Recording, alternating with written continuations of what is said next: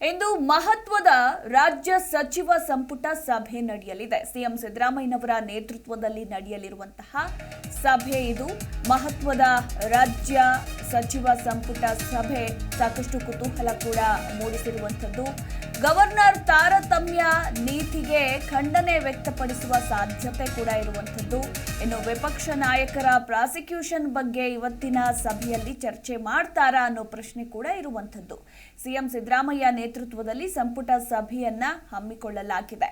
HDK ಸೇರಿ 6 ನಾಯಕರ prosecution ಬಾಕಿ ಇರೋದ್ರಿಂದ ಈ ವಿಚಾರದ ಕುರಿತಾಗಿಯೂ ಕೂಡ ಇವತ್ತು ಸಚಿವ ಸಂಪುಟದಲ್ಲಿ ಚರ್ಚೆಗಳಾಗುವ ಸಾಧ್ಯತೆ ಇದೆ. ಪ್ರತಿಪಕ್ಷ ನಾಯಕರ ವಿರುದ್ಧ ಇರುವಂತಹ ಭ್ರಷ್ಟಾಚಾರ ಪ್ರಕರಣಗಳಿಗೆ ಸಂಬಂಧಪಟ್ಟಂತೆ ಪ್ರಾಸಿಕ್ಯೂಷನ್ ಅನುಮತಿ ನೀಡದೆ ಬಾಕಿ ಉಳಿಸಿಕೊಂಡಿರುವ ರಾಜ್ಯಪಾಲರ ನಡೆಯನ್ನ ಪ್ರಶ್ನಿಸುವ ಕುರಿತು ಇವತ್ತು ಸಚಿವ ಸಂಪುಟ ಸಭೆಯಲ್ಲಿ ಚರ್ಚಿಸಿ ನಿರ್ಣಯ ಕೈಗೊಳ್ಳುವ ಸಾಧ್ಯತೆ ಇದೆ. ವಿಧಾನಸೌಧದಲ್ಲಿ ಮುಖ್ಯಮಂತ್ರಿ ಸಿದ್ದರಾಮಯ್ಯ ನೇತೃತ್ವದಲ್ಲಿ ಇವತ್ತು ಸಚಿವ ಸಂಪುಟ ಸಭೆ ನಡೆಯಲಿದ್ದು, ರಾಜ್ಯಪಾಲರ ನಡೆಗೆ ಸಂಬಂಧಿಸಿದಂತೆ ಮಹತ್ವದ ಚರ್ಚೆ ನಡೆಯುವ ಸಾಧ್ಯತೆ ಕೂಡ ಇರುವಂಥದ್ದು. ಇನ್ನು ಕೇಂದ್ರ ಸಚಿವ ಎಚ್.ಡಿ. ಕುಮಾರಸ್ವಾಮಿ ಸೇರಿದಂತೆ 6 ಮಂದಿ ವಿರುದ್ಧ ರಾಜ್ಯಪಾಲರು ಪ್ರಾಸಿಕ್ಯೂಷನ್ ಅನ್ನ ಬಾಕಿ ಉಳಿಸಿಕೊಂಡಿದ್ದಾರೆ. ಈ ಬಗ್ಗೆ ಇವತ್ತಿನ ಸಚಿವ ಸಂಪುಟ ಸಭೆಯಲ್ಲಿ ಚರ್ಚೆ ನಡೆಯಲಿದೆ ಎನ್ನಲಾಗಿದೆ.